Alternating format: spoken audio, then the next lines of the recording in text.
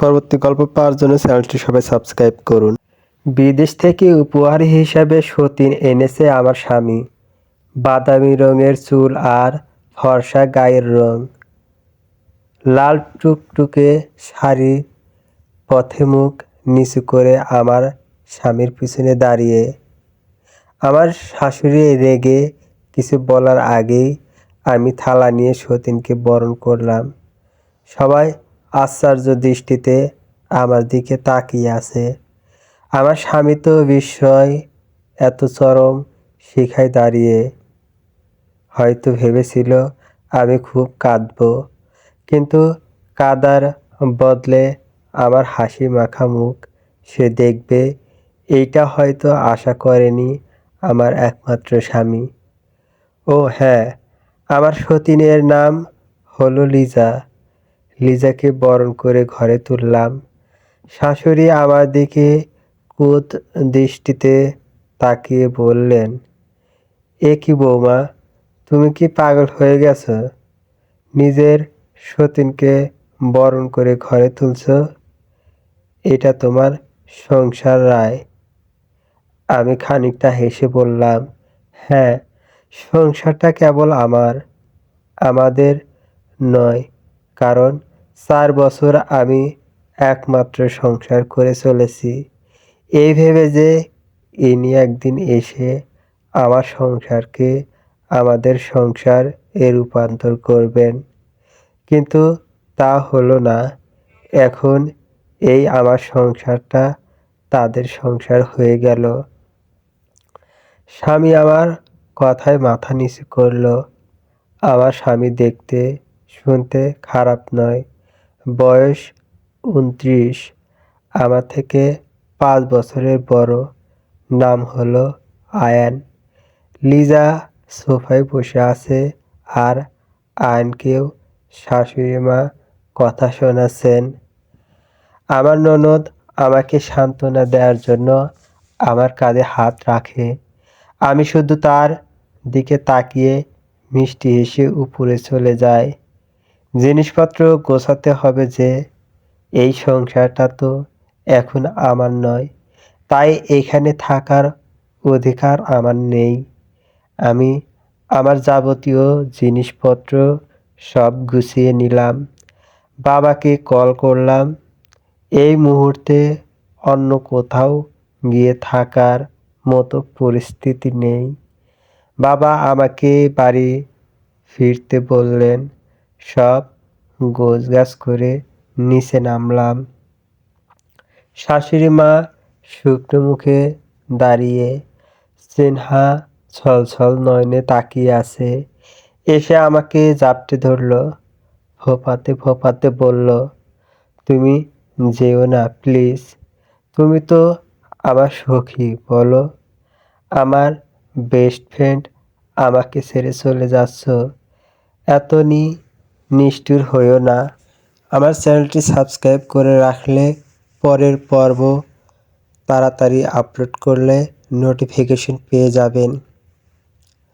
আমি স্নেহাকে জড়িয়ে ধরে বললাম, থাকতে চেয়েছিলাম, কিন্তু তোমার দাদা থাকার সুযোগ কেড়ে নিয়েছে। আর আমি চলে যাচ্ছি মানে এই না যে তোমার সাথে আমার যোগাযোগ বিচ্ছিন্ন হয়ে গেছে। সখীকে কেউ ভুলতে পারে পাগলি মেয়ে? স্নেহা তাও ছাড়ল না। যা হোক করে ছাড়িয়ে আমি শাশুড়ি মায়ের কাছে গেলাম। মা আশীর্বাদ করে বললেন, ভালো থাকো মা। আয়নের কাছে আর গেলাম না, সোজা বেরিয়ে গেলাম। বাড়ির চৌকাঠ পেরোনোর আগেই আমার বৌদির গলা পেলাম, আপনার মেয়ে এই বাড়িতে যতদিন থাকবে আমি আমার বাপের বাড়িতে ততদিন থাকব। কথাটা শোনার পর পা থেমে গেল আমার। পরপর বাবার গম্ভীর গলা শুনতে পেলাম, তোমার থাকার হলে থাকো, না হলে চলে যাও। আমার মেয়ে দুঃসময়ে আমি ওর পাশে দাঁড়াবো। এই নিয়ে আর কোনো কথা শুনতে চাই না। আমি হাসলাম। আগে হলে আমি বৌদিকে উচিত জবাব দিতাম, কিন্তু এখন আর ভালো লাগে না। আমার ভিতরের প্রতিবাদী সত্তা নেতিয়ে পড়েছে। এখন মনে হয় একটু শান্তি থাকলেই জীবন আমার ধন্য। যে পথে বাড়ি এসেছিলাম সেই পথই আবার হাঁটা ধরলাম। শুধু দাওয়াহের সংসার ভাঙতে চাই না। কড়া রোদের মধ্যে হাঁটছি। আপাতত এখন একটাই উদ্দেশ্য, একটা আশ্রয় খোঁজা। তারপর কাজ, তারপর বাকি জীবন কাটিয়ে দেওয়া যাবে। ট্রলি ব্যাগ টানতে ক্লান্ত হয়ে একটি চায়ের দোকানে বসলাম। শাড়ির আঁচল দিয়ে হাওয়া করতে লাগলাম। গরমটাও পড়েছে বেশ। হঠাৎ পুরুষালী গম্ভীর কণ্ঠ শুনতে পেলাম। মিস রায়। চিরপরিচিত স্বর শুনে আশ্চর্য হয়ে তাকালাম পিছনে। আশ্চর্যের চরম পর্যায়ে গিয়ে অস্ফুট স্বরে বিড়বিড় করলাম, কড়া রোদের মধ্যে একটা সাদা রঙের টি-শার্ট আর ধূসর রঙের একটা প্যান্ট পরিহিত যুবক এগিয়ে এলো আমার দিকে। এই যুবকটি আমার চেনা পরিচিত হবে নাই বা কেন, শত্রু বলে কথা। যুবকটি হেসে আমার দিকে এগিয়ে এলো। প্রায় গুনে ৩.৫ বছর পর দেখা। আশ্চর্যের ব্যাপার হলো আমরা একই শহরে থাকি, অথচ মানুষটার সাথে দীর্ঘদিন কথা হয় না, দেখা হয় না। সংসার জীবনে পা দেওয়ার পর সবকিছুই ছাড়তে হলো আমাকে। বাবা-মা, আপনজন, আমার শখ। পকেটে হাত গুজে আদিত্য একটা হাসি দিয়ে বলল, বাহ, কতদিন পর আপনার সাথে দেখা। তা কেমন আছেন নর্তকী ম্যাডাম? আগে হলে আমি আদিত্যের মুখে নর্তকী শব্দটা শুনে রেগে যেতাম, আচ্ছা করে ঝগড়া করতাম, কিন্তু আজ রাগ হলো না। মৃদু হাসলাম, বললাম, আপাতত বিপদে আছি, একটা বাড়ি খুঁজতে হবে। আদিত্য এর জায়গায় অন্য কেউ হলে হয়তো রায়ের কথায় সে অবাক হয়ে জিজ্ঞেস করতো, কি হয়েছে? কিন্তু আদিত্য হলো বিরল রকমের ছেঁচড়া পানি। তার মুখে দেখা গেল না কোনো চিন্তার ছাপ। সে বরং হেসেই বলল, ও মা, কেন হে? শ্বশুরবাড়ি থেকে বের করে দিয়েছে বুঝি? অবশ্য বের করার মতোই কথা।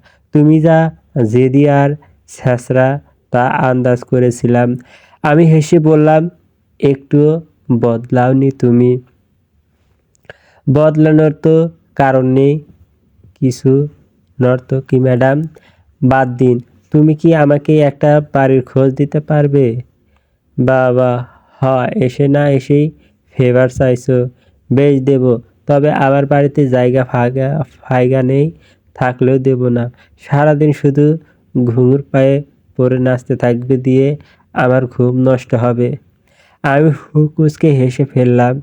আমার বাড়ি, সরি, আমার বাপের বাড়ির ঠিক দুটো গলি পেরোলেই আদিত্যের বাড়ি।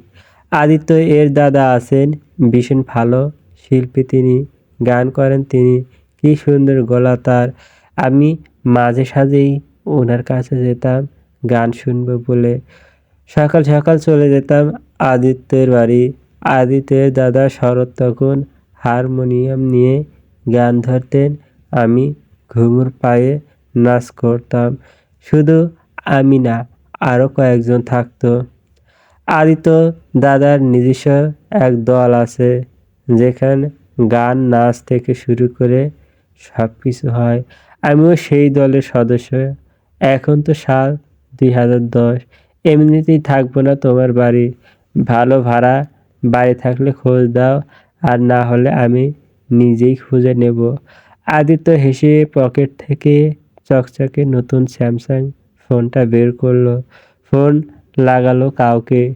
উচ্চস্বরে বলল, এই পালা, তুই একটা ভালো ভাড়া ঘরের কথা বলেছিলি না? একজন ভাড়াটে পেয়েছি, বল নিবি? আদিত্য কথা টথা বলে ফোন রাখলো। বলল, আছে একটা, মাসে 1000 করে দিতে হবে। বেশ, তবে চলো। আমাকেও যেতে হবে নাকি? ইস, মেয়ে মানুষের সাথে রিকশায় বসে গেলে লোকে কেমন চোখে দেখবে বলো তো? বড্ড বাজে বকেন। দ্যাটস মাই চারিত্রিক বৈশিষ্ট্য। আমি আর কিছু বললাম না। আদিত্য একটা রিক্সা ভাড়া নিল, আমাকে উঠিয়ে দিয়ে রিক্সাওয়ালাকে বুঝিয়ে দিল কোথায় যেতে হবে। এরপর আমার দিকে তাকিয়ে বলল, শোনো নর্তকী ম্যাডাম, তোমার জন্য আমি আমার মূল্যবান সময় নষ্ট করতে চাই না। আমি পালাকে বলেছি তুমি নামলেও 5 মিনিটের মাথায় তোমাকে নিতে চলে যাবে, বুঝেছ? হুম। আর হ্যাঁ, রিক্সার ভাড়া দিয়ে দিবে। আমি আবার মেয়েদের পিছনে 1 টাকাও খরচ করতে পারি না। এতক্ষণ চুপ থাকলেও এখন বেশ বিরক্ত হলাম। মুখ থেকে বেরিয়ে এলো, ফালতু লোক একটা। ছোটখাটো রুম একটা, দোতলা বাড়ি। একতলাতে এই বৃদ্ধ দম্পতি বাস করেন, তারাই মালিক। দোতলাটা পড়ে থাকে বিধায় রুম ভাড়া দেওয়ার জন্য লোক খুঁজছিলেন। পেলাকে বলে রেখেছিলেন। এতক্ষণ পেলা সব কিছু বুঝিয়ে দিয়ে গেল।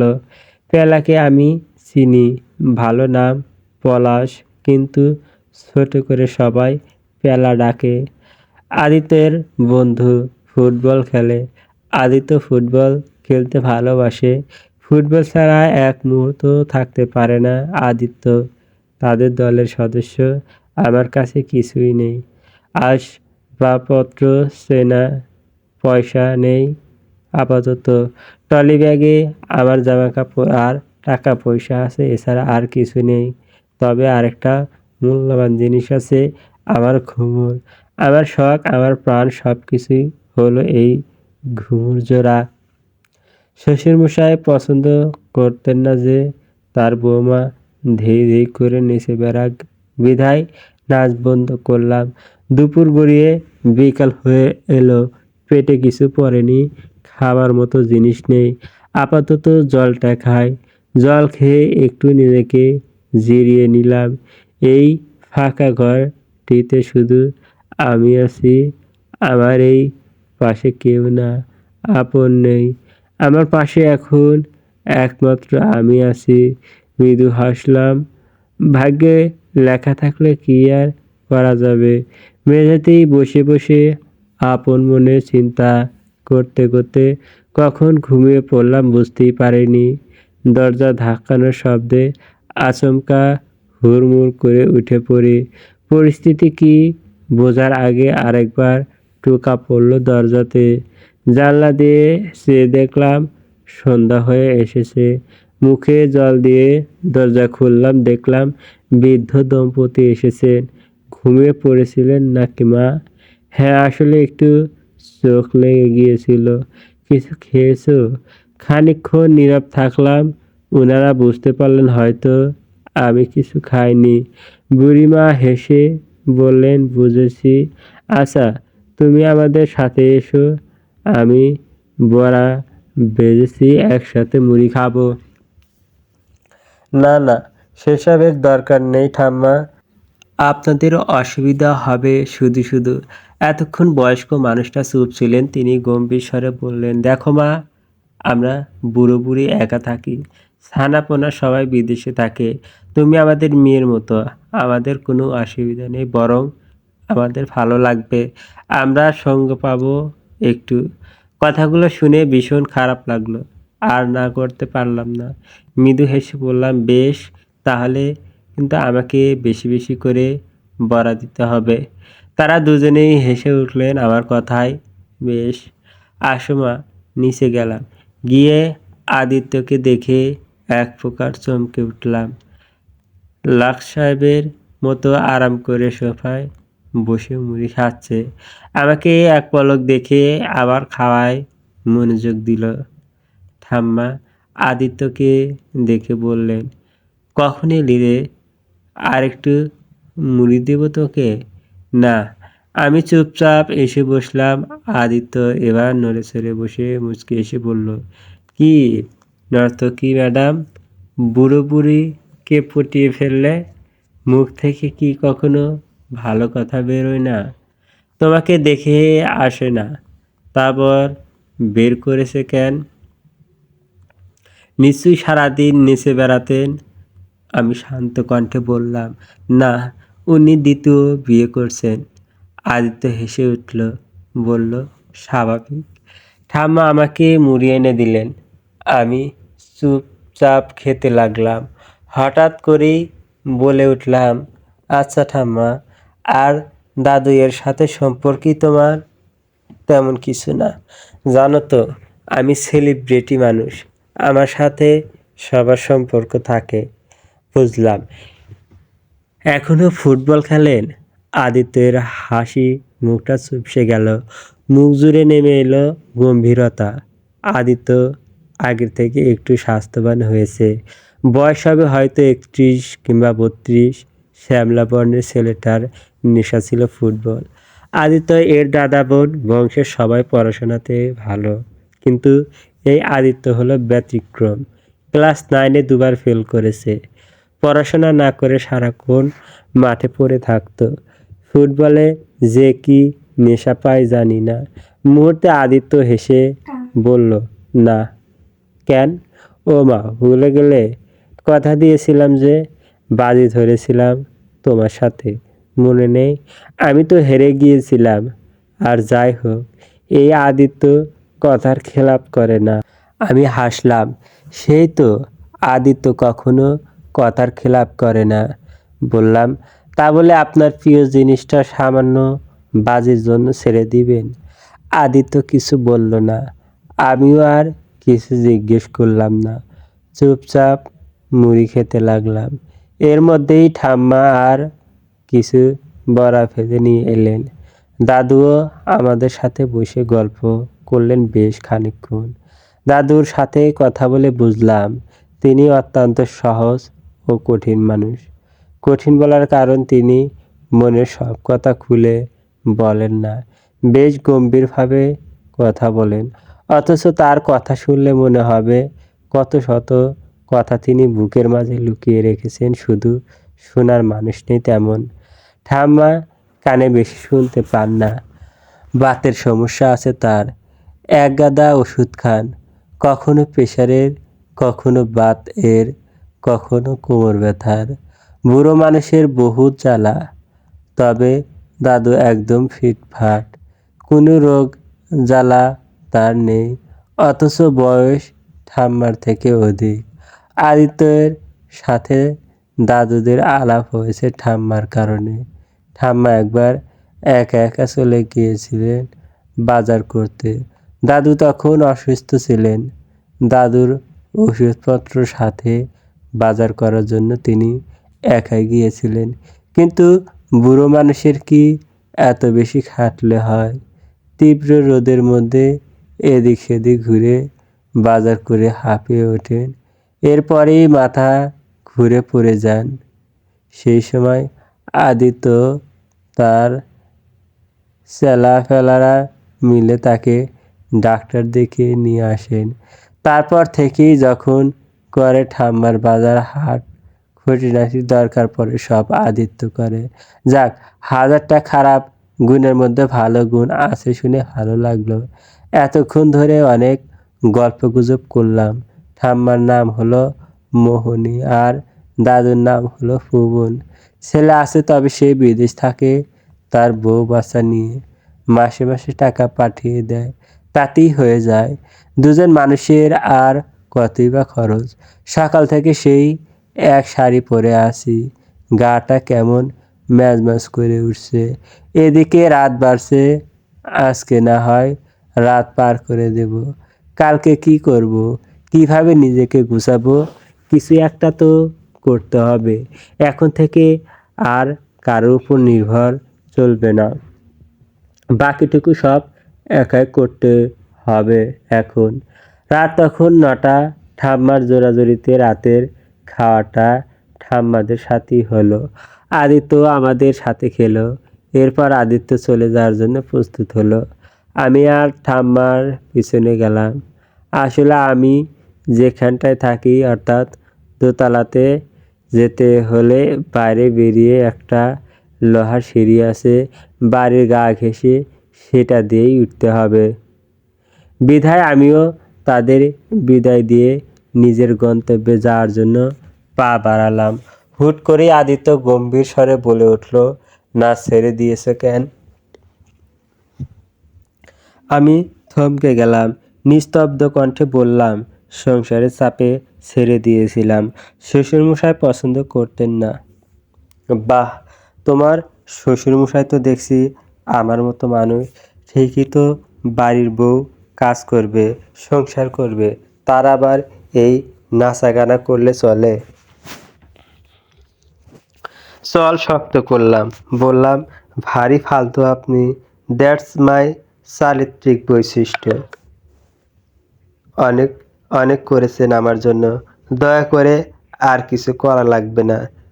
বললেও করব না। আমি আর কিছু না বলে নিজের ঘরে চলে আসলাম। এই মানুষটার সাথে কথা বলা মানে নিজের সময় নষ্ট করা।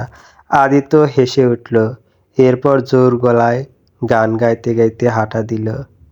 থাকিলে ডোবাখানা হবে কচুরিপানা, থাকলে ডোবাখানা হবে কচুরিপানা, বাঘে হরিণে খানা একসাথে খাবে, নাস্তা ভাব তো কখনো যাবে না, ও মরি স্বভাব তো কখনো যাবে না, না মরি স্বভাব তো কখনো যাবে না। নতুন সকালের সূচনাটা ঘটেছে পাখির কিচিরমিচির শব্দে। আয়ানদের বাড়িতে হুট করে যেন নিস্তব্ধতা নেমে এসেছে। বাড়ির ছেলে বিদেশ থেকে বউ নিয়ে এসেছে তালুকদার বাড়িতে, তাই পরিবেশটা খানিকটা অন্যরকম বটেই। আয়ান মূলত যখন বয়স হবে তার 25 এর কাছাকাছি তখন তার বিয়ে হয় রায়ের সাথে, বেশ ধুমধাম করে। মা এর পছন্দ ছিল রায়কে। প্রথমে আপত্তি জানালেও যখন শোনা গেল মেয়ের বাড়ি থেকে মোটা অঙ্কের টাকা পণ দেবে, তখন আর না করা গেল না। তবে রায়কে একেবারে পছন্দ ছিল না বললেও ভুল হবে। উজ্জ্বল শ্যামলা রঙের কন্যাকে দেখে একটু হলেও তার হৃদয় ছলকে উঠেছিল। তবে বিয়ের পরের দিন তার বাড়িতে চিঠি আসে। লন্ডনে উচ্চশিক্ষার জন্য অ্যাপ্লিকেশন ফর্ম ফিল আপ করেছিল, তা কনফার্ম হয়ে যায় বলে খুব জোর 1 সপ্তাহ থেকে আয়ান চলে যেতে হয়। এই কম সময়ে রায়ের সাথে তার কোনো সখ্যতা বা সম্পর্ক কোনোটাই হয়নি। বিদেশে এসে উচ্চশিক্ষার জন্য পড়াশোনার পাশাপাশি পার্ট টাইম এক ছোটোখাটো কাজ করত আয়ান। একটা রেস্টুরেন্টের সামান্য ক্যাশিয়ার হিসেবে সে কাজ করত। জীবন তার ঠিকঠাক চলছিল। ভেবেছিল বউয়ের সাথে সব কিছু স্বাভাবিক করে নিতে, কিন্তু যখন সুযোগ পায়নি সে, তার আগেই জীবনে তার আগমন ঘটল বিদেশি রমণীর। লিজা নাম তার, রেস্টুরেন্টের এর মালিকের মেয়ে। ভীষণ মিষ্টি। মা বাঙালি হওয়ায় দরুন বাংলাটা টুকটাক ভালোই বলতে পারে। প্রথম প্রথম তাদের সম্পর্কে ছিল বন্ধুত্বের, কিন্তু বন্ধুত্বটা কখন যে প্রণয়ে পরিণত হয় তা বুঝেই উঠতে পারেনি আয়ান। ফলে 4 বছর সম্পর্ক রাখার পর লিজাকে শেষমেশ বিয়ে করে নেয়, এরপর নিজের বাড়িতে আনে। সকালে ঘুম থেকে উঠেই আয়ান তার পাশে পেল লিজাকে। লিজার ঘুমন্ত চেহারা দেখে মুচকি হাসল সে। আপাতত সে ঠিক করছে এখানেই থাকবে, ব্যবসা বাণিজ্য করবে। অবশ্য লিজার বাবার কাছে আয়ান কিছু টাকা ধার নিয়েছে ব্যবসা করবে বলে। প্রথম প্রথম আয়ান আর লিজার সম্পর্কটা মেনে নিতে পারেননি লিজার বাবা। পরে মেয়ের দুঃখ প্রকাশে মেনে নিতে বাধ্য হন। লিজাকে বিয়ে করার পর আয়ান লিজার বাড়িতেই থাকতো। পরে তার মনে হলো এভাবে থাকলে হবে না, তার নিজস্ব একটা বাড়ি আছে, জায়গা জমি আছে মোটামুটি। এভাবে আত্মসম্মানটা খুইয়ে দিলে চলবে না। বিদায় সে লিজাকে নিয়ে চলে আসে। আয়ান লিজাকে আলতো কণ্ঠে ডাকলো। লিজা ঘুম ঘুম কণ্ঠে নিয়ে বলল, হুম। উঠবে না? না, আর একটু পরে। আয়ান হাসল। সে উঠে পড়ল বিছানা ছেড়ে। লিজাকে ঘুমাতে দিল অনেকক্ষণ। এরপর সোজা মায়ের ঘরে গেল। আয়ানের মা পিয়ালি তালুকদার ছেলের উপর ভীষণ ক্ষেপে গেলেন। বলে উঠলেন, একবারও রায়ের কথা ভাবলি না তুই? আমাদের মান সম্মানের কোনো দাম নেই তোর কাছে? আয়ান মাথা নিচু করে মায়ের কাছে হাঁটু মুড়ে বসে পড়ল। মায়ের হাতটা নিজের হাতে নেওয়ার চেষ্টা করলো। একদম ছুবি না তুই আমাকে। মা, তুমিও আমাকে এভাবে ফিরিয়ে দিলে আমি কোথায় যাব বলো? কেন? যাকে বিয়ে করে এনেছিস তার কাছে যা। আমার তো ভাবতেই লজ্জা লাগছে, আমি তোর মতো ছেলেকে জন্ম দিয়েছি আমার পেটে। মা, একদম মা ডাকবি না আমাকে। পিয়ালি কেঁদে উঠলেন। আয়ান মায়ের চোখের জল মুছে দিল। শান্ত কণ্ঠে বলল, মা, লিজা ভালো মেয়ে, বিদেশি হলেও সে খুব ভালো, একদম আমার মনের মতো। ছোটবেলায় মাকে হারিয়েছে। তুমি প্লিজ মা ওকে মেনে নাও। আমি আর কিছু চাইবো না তোমার কাছে, এটাই তোমার ছেলের শেষ ইচ্ছে। মা, প্লিজ তুমি ওকে মেনে নাও। পিয়ালি কিছু বললেন না। আয়ান আবার বলে উঠল, মা, এভাবে চুপ করে থাকো না। আমি আমি জানি আমি ভুল করেছি, কিন্তু এই ভুলের শাস্তি তুমি প্লিজ লিজাকে দিও না। আমি রায়ের কাছে ক্ষমা চাইব, ও যা শাস্তি দেবে মাথা পেতে নেব। তুমি প্লিজ লিজাকে মেনে নাও। পিয়ালি লাখ টেনে শান্ত কণ্ঠে বললেন, তোর বাবাকে বলতে পারবি তো সব? আজ যদি তোর বাবা এসে দেখে যে তুই এই কাণ্ড ঘটিয়েছিস, কি হবে ভেবে দেখেছিস? জানি না মা, তবে আমি বাবাকে সামলে নেব, তুমি চিন্তা করো না। আগে তুমি বলো, তুমি কি আমার পাশে থাকবে না? আমাকে দূরে ঠেলে দিবে নিজের ছেলেকে? পিয়ালি কেঁদে উঠলেন। আয়ান তাকে জড়িয়ে ধরল। তুই এমন কেন করলি বাবু? কেন ওই মেয়েটাকে কষ্ট দিলি? আয়ান চুপ থাকলো। এই পুরো দৃশ্যটি নিঃশব্দে লিজা দেখলো। চোখ থেকে দু ফোঁটা জল গড়িয়ে পড়ল তার। চুপি চুপি সে চলে গেল সেখান থেকে। সকাল সকাল উঠে শরৎ হারমোনিয়াম তবলা নিয়ে বসেছেন। বয়স এখন 35-এর কোঠায়। এক অজানা কারণে বিয়ে করেননি তিনি। শরতের মা বলে বলে এক প্রকার হাল ছেড়ে দিয়েছেন। যাক, ছেলে যা খুশি করুক, তিনি আর কিছু বলবেন না। শরৎ হারমোনিয়ামে সুর তুললেন। ধা ধিন ধিন ধা, ধা ধিন ধিন ধা, না তিন তিন তা, তেটে ধিন ধিন ধা ধা, ধিন ধিন ধা। পিয়া কি নাজিয়া জাদুহারি। আদিত্য এতক্ষণ নাক ডেকে ঘুমাচ্ছিল। কানে দাদার গলার স্বর ভেসে আসতেই বিরক্ত হয়ে নাক মুখ কুঁচকে ফেলল সে। তীব্র রকমের একটা কটূক্তি করে বলে উঠল, ধুর শালা, শুরু হয়ে গেল আবার। উফ, এই বাড়িতে একটু শান্তিতে ঘুমাতে পারবো না। বলেই কানে বালিশ চাপা দিয়ে নিল সে। বিরক্তিকর। শরতের গান শোনার জন্য পাড়ার অনেক ছেলে মেয়েরা এসে বসে থাকে। আবার শরৎ তাদের গান শেখায় মাঝে সাঝে।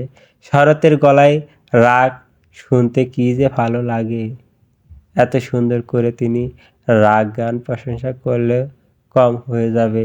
শরৎ যখন রাগের সুর তুললেন, তখন শরতের বাবা অভিনব চৌধুরী এসে পাশটায় বসলেন।